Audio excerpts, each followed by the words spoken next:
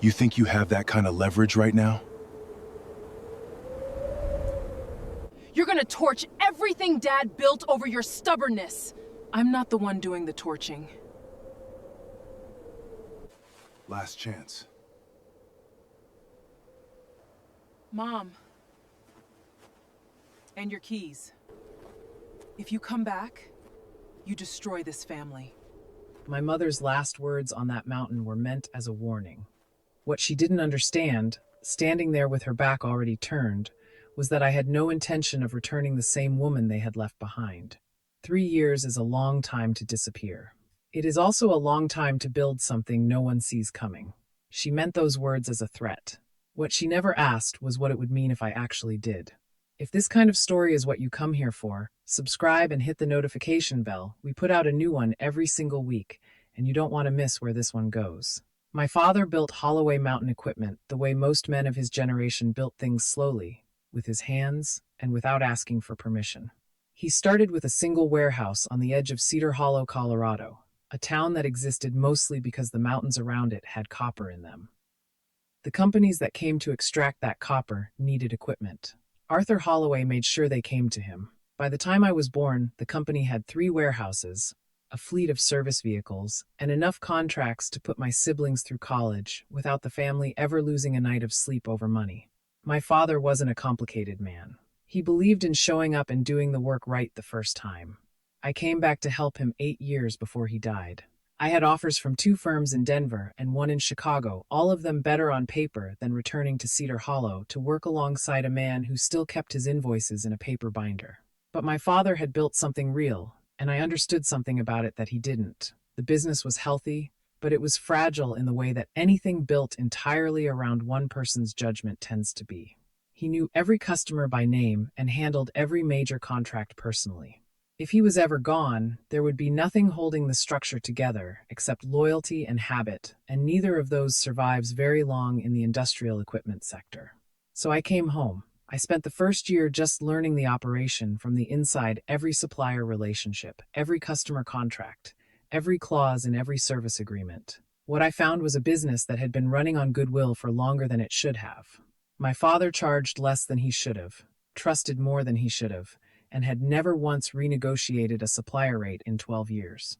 I didn't change any of that overnight. I started small, built the systems gradually, and let the results make the argument for me. Within 6 years, revenue had nearly tripled. We had new enterprise clients, a restructured logistics division, and supplier agreements that actually reflected what the market was doing. My father was proud in the quiet way. He was proud of everything. He never said it directly, but he stopped questioning my decisions somewhere around year 3. My brother Curtis noticed the growth too. He just drew a different conclusion from it. Curtis had always assumed that the company would eventually pass to him, not because he had done anything particular to earn it, but because he was the oldest son, and in his mind, that logic was self-evident. He had worked at Holloway Mountain Equipment since he was 22, mostly in operations and account management, and he was competent in the narrow way that people are competent when they've never had to compete for anything. He could run a meeting and charm a client over dinner. What he couldn't do was read a balance sheet with any real precision, and he had no instinct for the structural decisions that kept the business growing. He knew this about himself, though he would never have said so out loud. I think what he felt toward me was something he had learned to call concern for the family, but which was, underneath, just the ordinary fear of someone who could see what he was not. My sister Denise handled the company's finances and had for years. She was sharp and controlled and always had an explanation ready for any number that needed explaining. My father trusted her completely. I trusted her less the longer I watched her work, though I couldn't point to anything specific for a long time. There was just a quality to the way she presented information, a smoothness that always moved slightly faster than the data could justify. Our Uncle Wade managed warehouse operations and logistics. He had been with the company since before I was born and treated his position as a kind of inherited right. He sourced vendors, managed contracts with shipping and hauling companies, and knew the physical side of the operation better than anyone. He was also the kind of man who had always found ways to make sure his own interests lined up with his professional decisions, and who had learned how to do it in ways that were difficult to trace. When my father died, a heart attack, fast, No warning, I was in the middle of negotiating a new service agreement with one of our largest mining clients. Curtis called me, and I drove 3 hours back to Cedar Hollow, and by the time the funeral was arranged, the dynamics of the company had already shifted in ways I hadn't fully registered yet. My mother, Marlene, became the ceremonial head of the family and assumed a board position that was largely honorific, but that she treated as absolute authority. Curtis stepped into the operational leadership role as though he had always been standing in that spot waiting. And I kept doing the work, the client relationships, the strategic contracts, the supplier negotiations, because the work still needed to be done and I was still the one who knew how to do it. For 2 years after my father's death, I told myself that the discomfort I felt was just grief taking a strange shape. I told myself the reason Curtis's decisions didn't make sense was that he was still learning. I told myself the reason Denise's numbers sometimes required 3 separate conversations to fully understand was that she had a different communication style. I was wrong on all of it, and the thing about being wrong in that particular way is that you resist the evidence longer than you should, because the alternative is understanding that people you grew up with have been doing something you cannot forgive. The discovery happened the way most real discoveries happen, not in one sudden moment, but in a sequence of small moments that eventually stopped allowing for innocent explanations. I was preparing a report for a potential new client who wanted a detailed picture of our financial position, and something in the vendor payment records didn't line up with what I knew about our operating costs. The discrepancy was not dramatic, the kind of gap that could be explained by a timing difference or a billing cycle. But I had been working with these numbers long enough to know that this particular gap didn't have an innocent explanation, so I kept pulling threads. What I found, over the course of about 3 weeks, was that Holloway Mountain Equipment was carrying debt significantly larger than anything reflected in the internal reports I had access to. Several of our largest vendor payments were going to companies that, when I traced the registration documents, had direct connections to Wade. The billing rates those vendors charged us were well above market.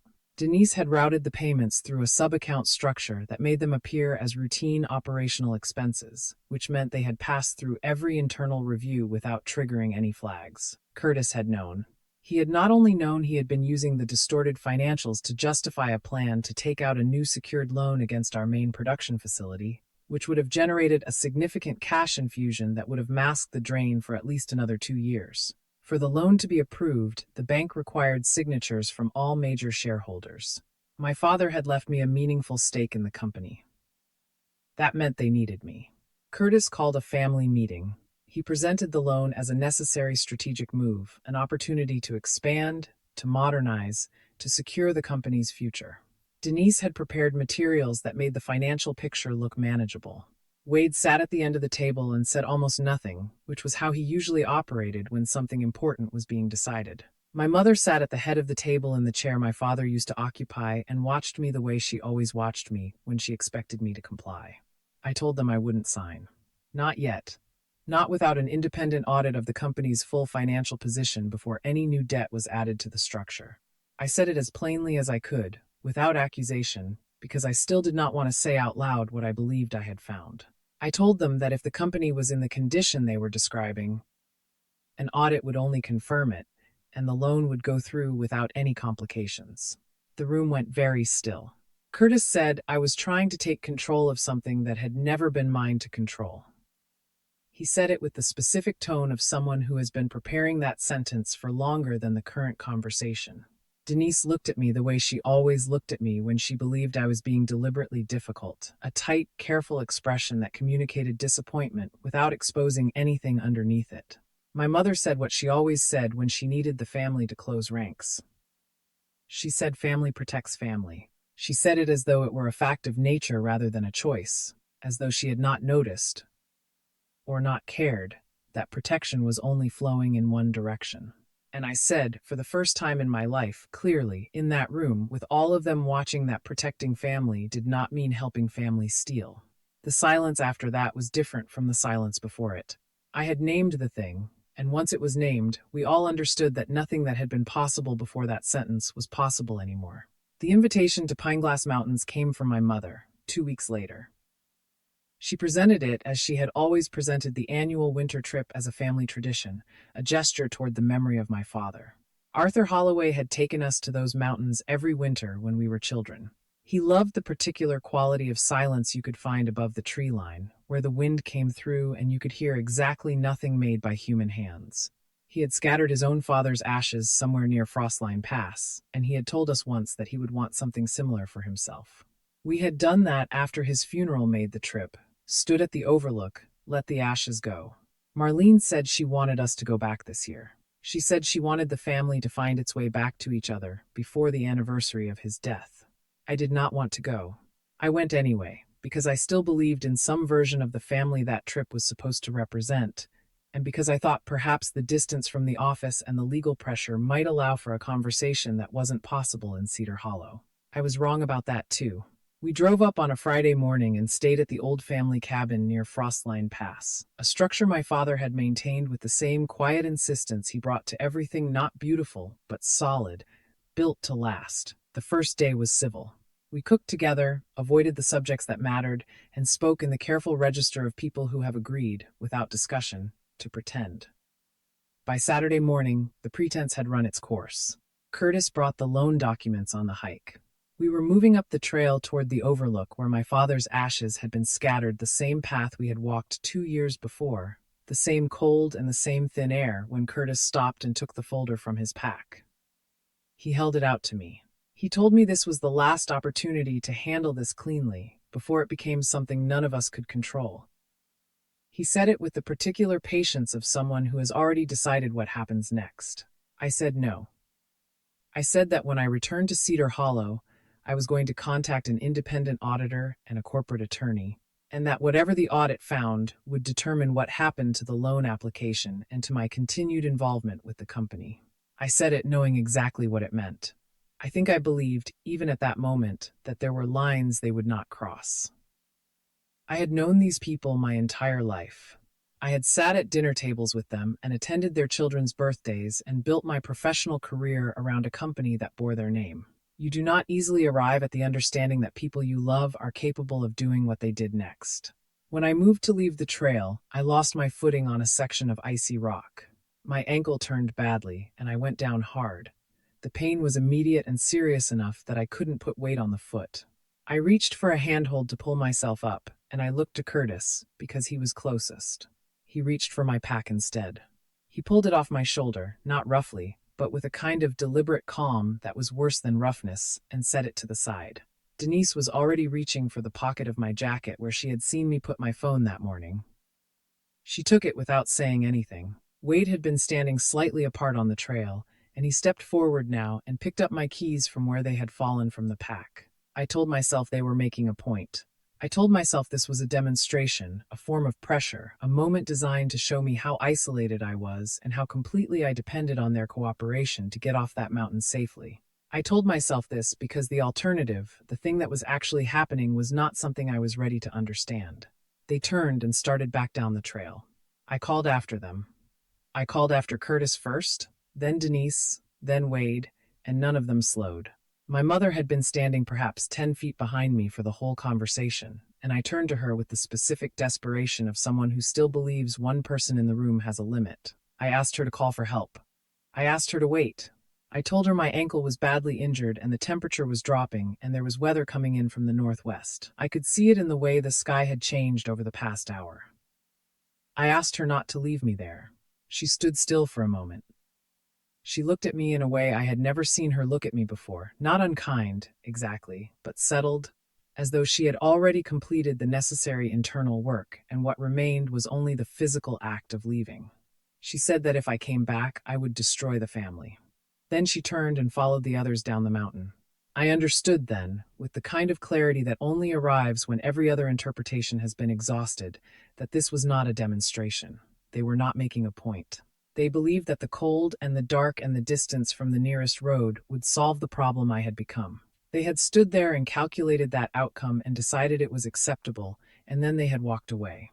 The storm arrived faster than I expected.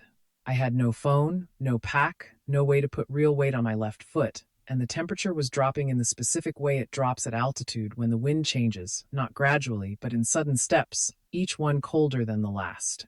I moved the only way I could, down and off the exposed trail, into the cover of the terrain below the pass. It took me hours to find the old forestry station, a structure I remembered from a hike years earlier, abandoned, but with walls and a roof and enough shelter to keep the worst of the wind off. I stayed there for what I later calculated was nearly 2 days. When the geological survey team found me, I was in a state of severe hypothermia and could not stand without help. They called an ambulance and stayed with me until it arrived. The police contacted my family. Curtis told them I had become upset during the hike, had argued with the group, and had walked away on my own. He said they had searched for me and couldn't find me, and had eventually assumed I had found my own way down and decided to leave separately. There were no cameras on that trail. There were no independent witnesses. There was nothing that would allow a prosecutor to prove that what had happened was what had happened. I spent 4 days in the hospital. My ankle required surgery. My core temperature had dropped low enough to cause real concern in the first 24 hours. On the 4th day, I checked myself out and drove to a hotel in a town I had never been to and sat on the bed for a long time. I thought about going to the police with my own account. I thought about hiring an attorney and challenging the company's financial records in court. I thought about returning to Cedar Hollow and confronting each of them individually with everything I knew and watching them explain it. But I had been on that mountain. I had called after my mother and watched her walk away. I understood, clearly and without the possibility of revision, what my family was willing to do to protect what they had built. And I understood something else, that going back to Holloway Mountain Equipment to reclaim my position there was not what I wanted. What I wanted was something they had not thought to defend against, because it required more patience and more precision than anything they had ever tried to build themselves. I didn't want to reclaim my place in their company. I wanted to own it. I drove out of Colorado on a Tuesday morning in November with 2 bags, a laptop, and enough cash to cover 3 months of living expenses if I was careful about it. I didn't tell anyone where I was going. I didn't file a forwarding address. I had a friend from graduate school who had offered me her spare room in Briarstone, Oregon, for as long as I needed it, and that was the only plan I had, which was, at the time, more than enough. The first thing I did when I arrived was sleep for 2 days. The second thing I did was sit down and write out, in as much detail as I could reconstruct from memory, everything I had found in the Holloway Mountain Equipment financial records before I lost access to them. I wrote it longhand in a legal pad because I didn't trust any device I had used while I was still inside the company. I wanted a record. I wanted to understand exactly what I was working with and exactly what had been done. Then I set the legal pad aside and started building something new. Ironleaf Procurement Group began as a single-room operation with 2 people, myself and a logistics analyst named Marcus Webb, who had worked under me at Holloway Mountain Equipment for 4 years and who had followed me to Oregon without asking for an explanation beyond the one I was willing to give, which was that the situation at Holloway had become untenable and that if he was willing to take the risk of starting over with me, I believed we could build something worth the effort. He said yes before I finished the sentence. The 3rd desk in the room sat empty for 7 months before we could afford to fill it. What Ironleaf did, in those early months, was the same work I had always done, only without the institutional name behind it.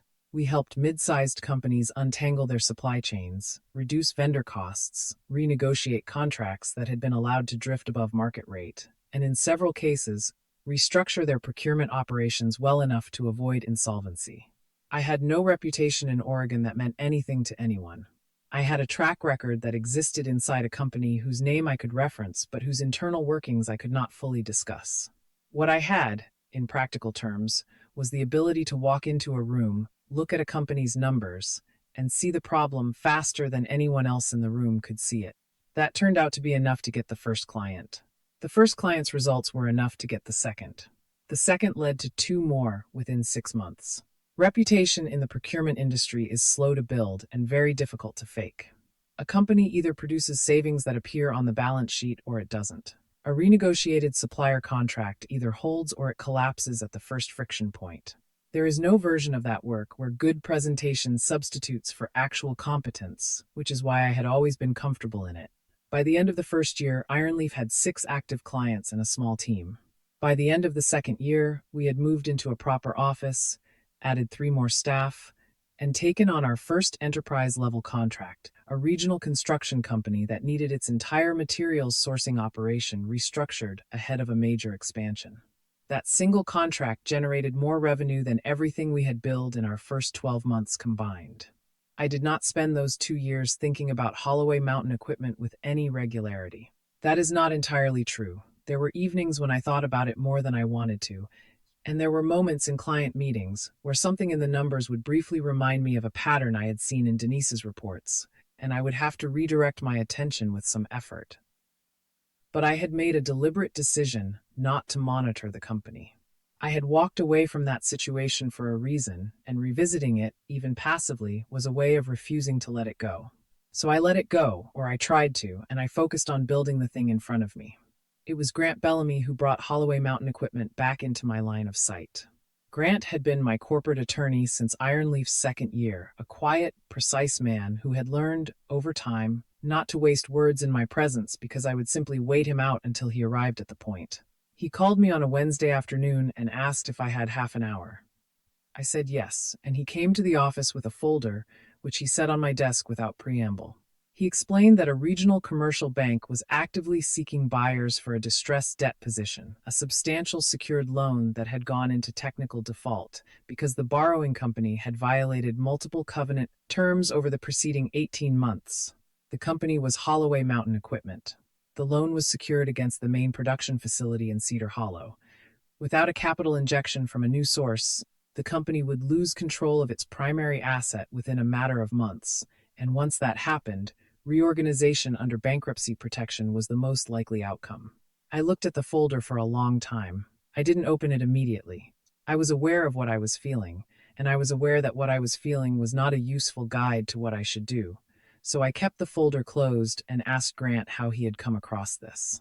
He told me the bank had approached a boutique investment advisory firm he had a relationship with, looking for qualified buyers who understood the industrial equipment sector. Grant had flagged it because he knew my history enough of it anyway, and because he believed, from a purely financial standpoint, that the underlying business had real recoverable value beneath what its current management had done to the balance sheet. I asked him to give me a week before we discussed it further. Then I opened the folder. What the audit showed the one Grant commissioned through a third party before I put any money toward the position was exactly what I had expected, and something I hadn't quite anticipated. The expected part, the company was in genuinely serious trouble. Curtis had taken on debt at a pace that made sense only if you assumed the revenue growth I had built would continue indefinitely, which it had not, because the clients who had driven that growth had started leaving within 8 months of my departure. The production facility was undermaintained. Key supplier relationships had deteriorated. 2 of the enterprise accounts I had personally secured had taken their contracts to competitors. The financials were a record of what happens when a business runs on inertia rather than management. The part I hadn't fully anticipated, the bones of the company were still solid. The technical team my father had built over 30 years was largely still intact. The equipment inventory, though poorly managed, retained significant market value. The regional supplier network, the relationships with haulers, manufacturers, and specialty vendors that made Holloway Mountain Equipment useful to its clients still existed, because those relationships were structural, built into geography and contract history, in ways that didn't disappear simply because Curtis had stopped tending to them. What I was looking at was a company that had been damaged by its leadership, not by its market. That was a different kind of problem, and a much more solvable one. I told Grant I wanted to proceed, and I told him how. We established a holding company at a distance from Ironleaf, structured carefully, with multiple intermediary layers, all of it legally sound, none of it designed to obscure anything from regulatory scrutiny, but organized in a way that would not immediately reveal the identity of the ultimate beneficial owner to anyone conducting a routine search. I was not willing to do anything that couldn't be defended in a courtroom. What I wanted was enough time to complete the acquisition before Curtis or Denise or Wade realized who was on the other side of it, because if they knew, they would find a way to complicate the transaction. Through the holding structure, we purchased the distressed debt position from the bank at a price meaningfully below its stated value. The bank accepted because the alternative was a protracted default process with an uncertain recovery. We then approached 2 minority shareholders who had taken small equity positions in Holloway Mountain Equipment years earlier, men who had known my father and who had watched, with visible frustration, as the company's performance deteriorated under Curtis and purchased their stakes at a fair price. they agreed without much persuasion. By the time all of that was complete, the holding company controlled enough of the company's debt and equity to determine the outcome of any restructuring process. The family was not aware of any of this. They knew a corporate investor had taken an interest in the debt. They assumed, as people who have never built anything from scratch tend to assume, that the investor was a distant institution primarily concerned with return on capital and not with the specific internal history of the borrowing company. It was during the due diligence process, 3 weeks into the acquisition work, that I found the second layer of what my family had done. I was reviewing archived communications and internal records that the holding company had obtained as part of the debt purchase documents that included historical correspondence about client relationships and operational decisions. I found that after the night on Pineglass Mountains, after my extended disappearance and subsequent failure to return to the company, Curtis had communicated to several key clients and partners that I had experienced a serious mental health crisis and had left the company abruptly without warning. He had done this not to explain my absence, which could have been done simply, but to preemptively discredit any account I might later give of events at Holloway Mountain Equipment. He had told people I had been unstable, that my judgment had become unreliable in the months before I left, that the company was better positioned now that things had stabilized. Beyond that, I found records showing that Curtis had taken personal credit for 3 major client contracts that I had negotiated and managed before my departure. In internal presentations and at least 2 external industry events, he had described those contracts as outcomes of his own leadership initiatives. And I found something more deliberate than either of those things. Denise had reclassified a series of expense entries costs associated with the vendor fraud scheme she and Wade had been running and had recorded them as originating from my former division. The entries were dated to periods when I was still nominally part of the company, designed to look to anyone reviewing the historical record as though the financial irregularities had originated in the division I ran rather than in the ones that Curtis and Denise controlled. They had not simply left me on a mountain and hoped I wouldn't come back. They had spent the months after the mountain making sure that if I did come back, no one would believe me. I read through those documents in my office on a Saturday evening when everyone else had left for the day. I sat with that information long enough to understand it fully, and then I went home and cooked dinner and watched something forgettable on television and made myself sleep. I had learned, over the previous 2 years, that the decisions made in the acute period of feeling something were almost always worse than the decisions made after the feeling had been acknowledged and set aside. I knew what I was going to do. I was going to do it correctly, not quickly. Curtis had not been passive during this period. He understood that a significant creditor had taken a position in the company, and his instinct, which was the instinct of someone who had spent his career treating corporate problems as political problems, to be managed rather than operational problems, to be solved, was to go around it. He spent several weeks pursuing alternative capital sources. He had conversations with 3 private lenders and at least 1 regional investment group. None of them moved forward after conducting their own preliminary review of the company's financial position. Denise made adjustments to several financial reports during this period, softening some of the more alarming indicators to make the company appear more creditworthy than it was. Wade, whose primary concern had shifted from revenue extraction to self-protection, began trying to move contractual relationships and vendor agreements out of the main corporate entity and into subsidiary structures, a maneuver that, if completed, would have stripped recoverable value from the asset before any change of ownership could capture it. Grant flagged Wade's activity as soon as the pattern became clear. We had been monitoring the company's structural changes as part of the ongoing due diligence, and what Wade was attempting was visible in the filing records. Grant moved to block the transfers through the mechanisms available to a secured creditor, and because the holding company's legal position was strong, the challenges succeeded. Most of what Wade attempted to move stayed put. Then, late on a Thursday night, Grant called. His voice was controlled in the way it gets when he is managing something he doesn't want to escalate unnecessarily. He told me that in the course of reviewing the holding company's ownership chain, a review that Wade's attorney had apparently initiated, looking for grounds to challenge the creditor's standing, a connection had surfaced. One of the early investors in the holding entity, a position taken on during the initial capitalization phase before all the intermediary structures were fully in place, was held in trust by a business contact whose name appeared elsewhere in the Holloway Mountain Equipment vendor records. The connection was indirect and would require real investigative effort to follow to its conclusion. But if Wade's attorney was already looking, and if they found it before the transaction closed, they could potentially use it to seek a delay, and a delay, at this stage, was all they needed to find the alternative capital that had so far eluded them. I had less than 12 hours before the transfer documents were scheduled for final execution. Grant told me this in the same steady voice he used to tell me everything, and I understood from the steadiness that he had already identified the path forward. He just needed my authorization to move quickly. I gave it. We worked through the night, Grant and his team and me, unwinding the connection that had emerged, restructuring the affected portion of the holding entity's ownership in a way that was both legally clean and procedurally invisible to anyone reviewing the chain from the outside. By 6 in the morning, the exposure had been closed. By 8, Grant was in his car driving to Cedar Hollow. At 9 that morning, in the Holloway Mountain Equipment boardroom, Curtis and Denise and Wade and my mother signed the restructuring agreement. Under its terms, the holding company and through it, Iron Leaf and its principals received 72% ownership of Holloway Mountain Equipment in exchange for retiring the majority of the company's outstanding debt and providing the working capital necessary to stabilize operations. Curtis objected loudly and repeatedly throughout the signing process. My mother told him, in her flat and certain way, that there was no other option.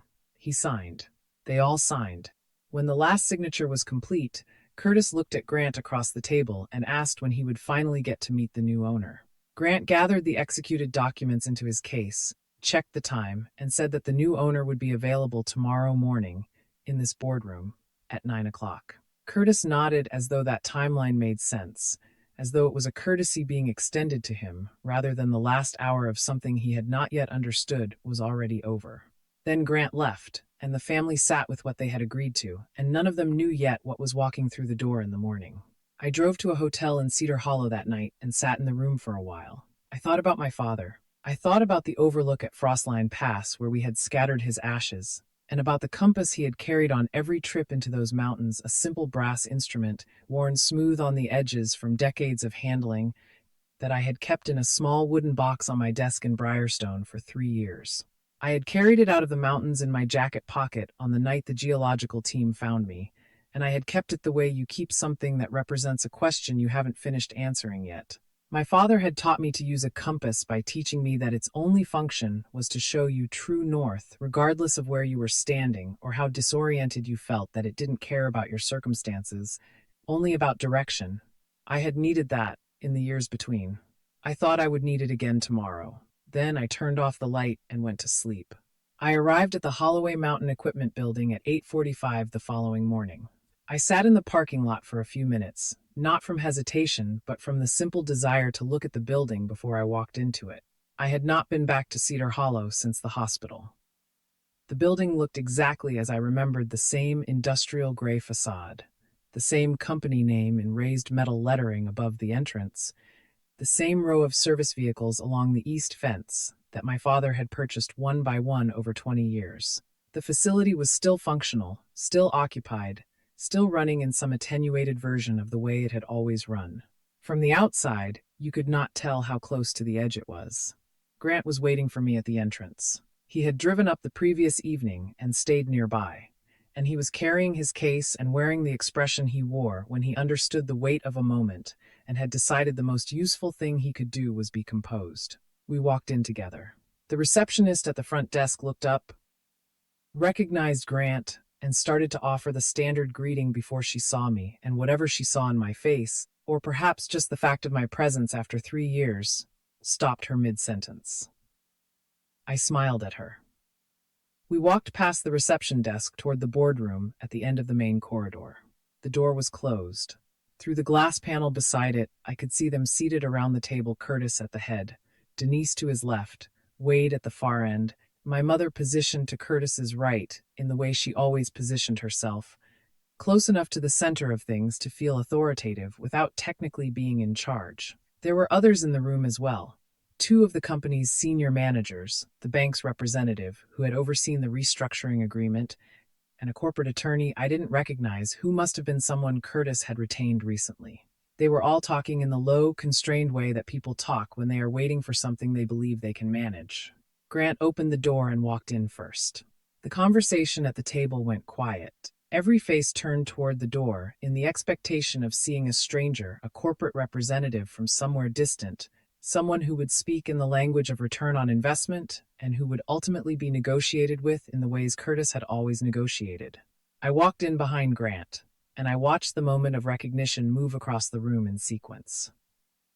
Curtis's expression went through something, some brief internal rearrangement, before it arrived at the stillness that I recognized as the precursor to something loud. Denise's pen hit the table before she registered that she had dropped it. Wade's face did what Wade's face always did when something went wrong. It went carefully blank. My mother stood up from her chair, which was not something she typically did for anyone, and the fact that she did it involuntarily told me everything I needed to know about the state she was in. I walked to the head of the table. Curtis was still in the chair there, and he did not move immediately. I think he was waiting for some instinct to tell him what the correct response was, and the instinct wasn't arriving fast enough. I stood at the end of the table and looked at him. After a moment, he pushed back from the chair and stood. I sat down.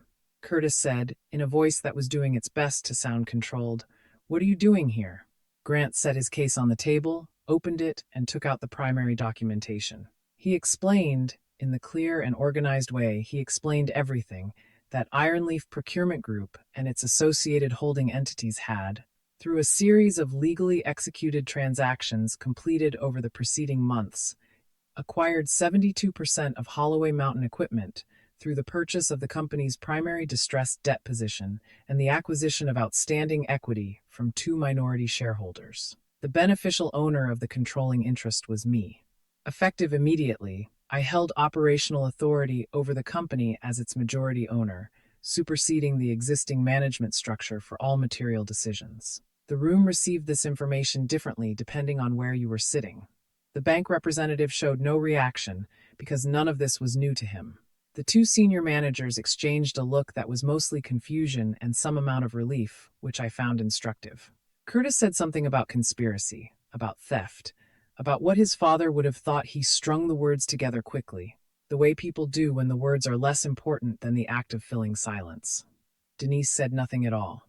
Wade had his arms crossed and his eyes on the table, and I understood from his posture that he had spent the previous several weeks calculating the odds of exactly this scenario and had concluded it was possible, which was why he had tried to move those contracts. He had been right about the possibility, and wrong about his ability to prevent it. I let Grant finish presenting the documentation before I said anything. When he was done, I looked around the table, not at Curtis specifically, but at all of them, and I told the senior managers that nothing about the company's operations would change that morning. I told them that their teams should proceed with normal work schedules, that no personnel decisions beyond those being announced today would be made without appropriate notice and process, and that my first priority was stabilizing the company's operations, not disrupting them.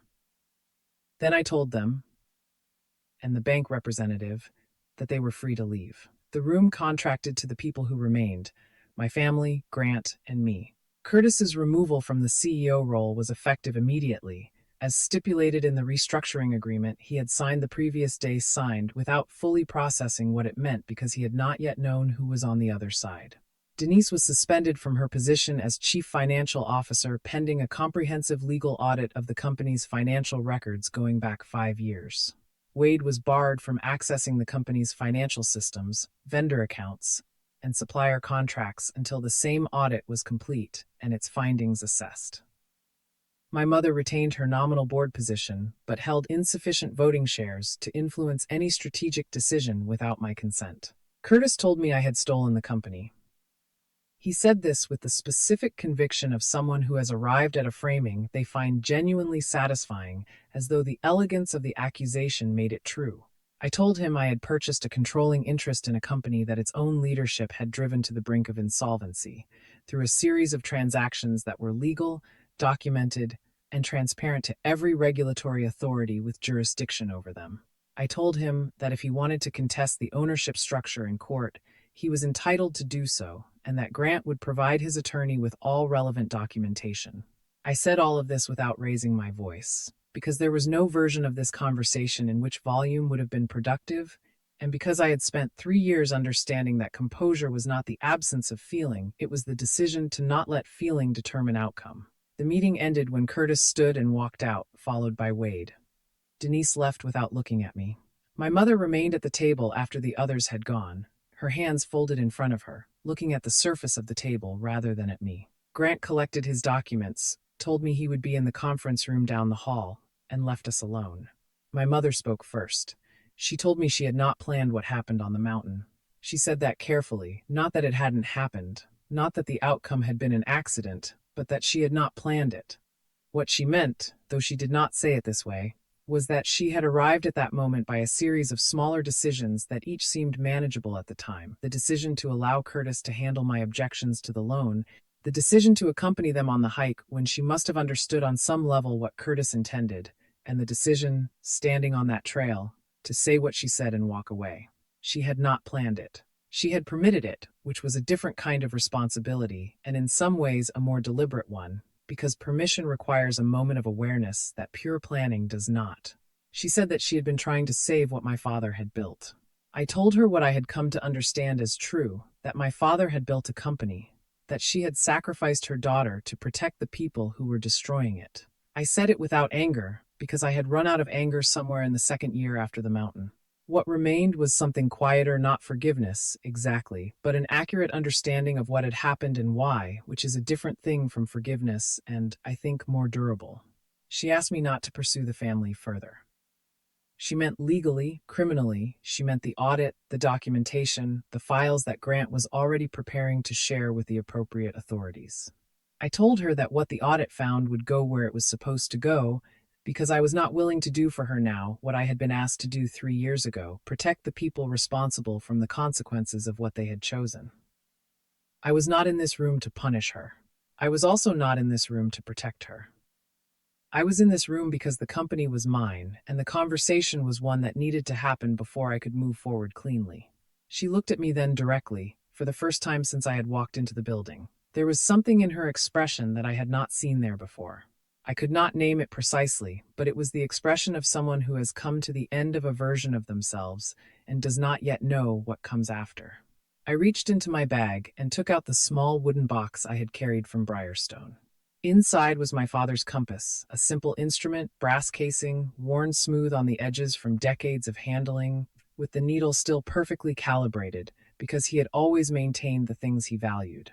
I had carried it out of the mountains in my jacket pocket on the night the geological team found me, and I had kept it for 3 years the way you keep something that represents a question you haven't finished answering yet. I set the box on the table in front of my mother and opened it. I told her that my father had taught me something with that compass, on those same mountains, when I was young enough to think that being lost was a catastrophe rather than a condition with a solution. He had told me that when you don't know where you are, the compass doesn't care about your situation, it only points to true north, and from there you can figure out the rest. What I had taken from it, over years, was something larger. That direction is something you find yourself, and that the people you follow are only as reliable as the choices they actually make when it matters. I said, when you're lost, you don't keep following the people who led you the wrong way. You find your own direction. Then I left the room. The audit that followed took 11 weeks and confirmed what the records had already suggested, that the problems ran deeper than any one person's decisions, and that the documentation was sufficient for the relevant legal authorities to proceed as they saw fit. I submitted everything and stepped back from that part of the process entirely. It was no longer mine to manage. What I focused on instead was the company. I spoke to the employees 2 days after the acquisition closed. Roughly 120 people gathered in the main assembly area, most of whom had spent the preceding year working under conditions of increasing uncertainty. I did not give a speech about vision or the journey ahead. I told them the truth about what I had found, in terms that were honest, without being more detailed than necessary. I told them that the problems the company faced were not the result of the work they had done. The problems were the result of decisions made above them, by people who had been removed. And I told them the thing I most wanted them to understand. You were never the problem. One of the floor supervisors, a man who had been with the company since my father's era, whose name I had known since I was a teenager, started clapping when I finished. It wasn't dramatic. It was the kind of acknowledgement that people offer when they recognize something genuine, and it spread across the room in a way I found, despite everything, difficult to receive without feeling it. Marcus Webb flew in from Briarstone the following week to help stabilize Ironleaf's Oregon operations remotely while I remained in Cedar Hollow through the transition period.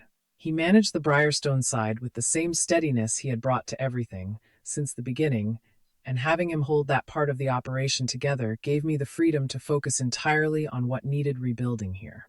The people who had built this company deserved that kind of attention. Curtis lost the CEO role and, within the year, faced personal liability exposure that his attorney was still managing when I stopped following the proceedings. Denise reached a settlement agreement that I was not party to. Wade's vendor contracts were terminated, and the investigation into his activities proceeded through channels that were no longer my responsibility to manage. My mother retained her nominal board position, which in practical terms meant nothing, and I did not see her in a professional setting again. 1 year after the acquisition closed, the company returned to profitability, not dramatically, not in ways that generated industry coverage, but quietly, in the way that real financial health tends to arrive when the structural problems have been addressed and the work is allowed to produce results. Grant and I made the decision to rename the company. We called it Ironleaf Mountain Industries, a name that connected the work to the geography and to the business I had built in Oregon, without requiring any explanation that referenced the name Holloway or the history attached to it. My father's name was not on the new sign. His values, the ones I had actually seen him practice, the ones I had tried to carry through everything that followed those, were in the structure of the company itself, in the way we treated suppliers and kept commitments and made decisions that would hold up under examination. That seemed like a more accurate form of inheritance than a name on a building. In the autumn of the year after the company turned profitable, I drove back to Pine Glass Mountains. I went alone, on a clear day when the weather was stable and the forecast was certain, and I took the trail up to Frostline Pass, the same trail, the same overlook. I stood at the place where I had fallen and called after people who had already decided to leave. The mountains looked the same. The view from the overlook was the same spread of high-altitude terrain that held its own silence in the specific way altitude does, where the wind moves but nothing beneath it responds. I stayed for a long time. 3 years earlier, I had lain in the snow on this mountain and understood what my family was capable of. Standing here now, I understood something else, that the worst thing they had done was not leave me here. The worst thing was that they had believed, with complete confidence, that I would not survive it.